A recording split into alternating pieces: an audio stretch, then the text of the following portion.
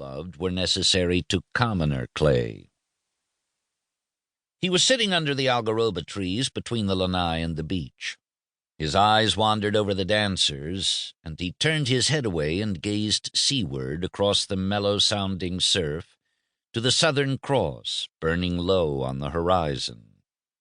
He was irritated by the bare shoulders and arms of the women. If he had a daughter, he would never permit it. Never. But his hypothesis was the sheerest abstraction. The thought process had been accompanied by no inner vision of that daughter. He did not see a daughter with arms and shoulders. Instead, he smiled at the remote contingency of marriage. He was 35, and having had no personal experience of love, he looked upon it not as mythical, but as bestial. Anybody could marry. The Japanese and Chinese coolies toiling on the sugar plantations and in the rice fields married. They invariably married at the first opportunity. It was because they were so low in the scale of life. There was nothing else for them to do. They were like the army men and women. But for him there were other and higher things. He was different from them, from all of them. He was proud of how he happened to be. He had come of no petty love match. He had come of lofty conception of duty and of devotion to a cause. His father had not married for love. Love was a madness that had never perturbed Isaac Ford. When he answered the call to go to the heathen with the message of life, he had had no thought and no desire for marriage. In this they were alike, his father and he.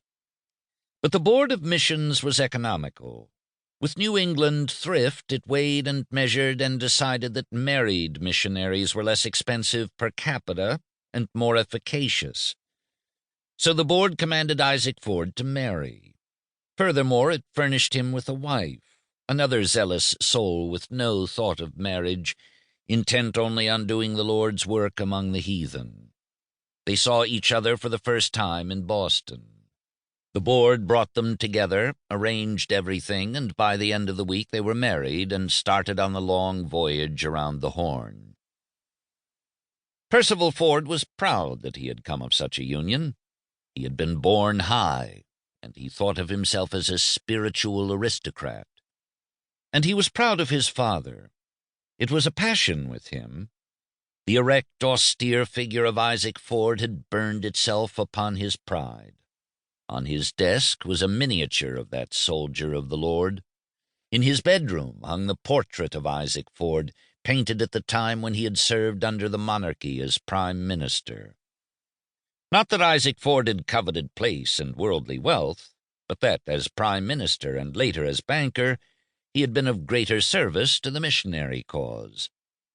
The German crowd and the English crowd and all the rest of the trading crowd had sneered at Isaac Ford as a commercial soul-saver. But he, his son, knew different. When the natives, emerging abruptly from their feudal system with no conception of the nature and significance of property and land, were letting their broad acres slip through their fingers, it was Isaac Ford who had stepped in between the trading crowd and its prey and taken possession of fat, vast holdings. Small wonder the trading crowd did not like his memory, but he had never looked upon his enormous wealth as his own. He had considered himself God's steward. Out of the revenues he had built schools and hospitals and churches. Nor was it his fault that sugar, after the slump, had paid 40%, that the bank he founded had prospered into a railroad, and that, among other things, 50,000 acres of Oahu pasture land, which he had bought for $1 an acre, grew 8 tons of sugar to the acre every 18 months. No, in all truth, Isaac Ford was an heroic figure, fit, so Percival Ford thought privately, to stand beside the statue of Kamehameha I in front of the Judiciary Building. Isaac Ford was gone, but he, his son, carried on the good work, at least as inflexibly, if not as masterfully. He turned his eyes back to the lanai. What was the difference, he asked himself, between the shameless, grass-girdled hula dance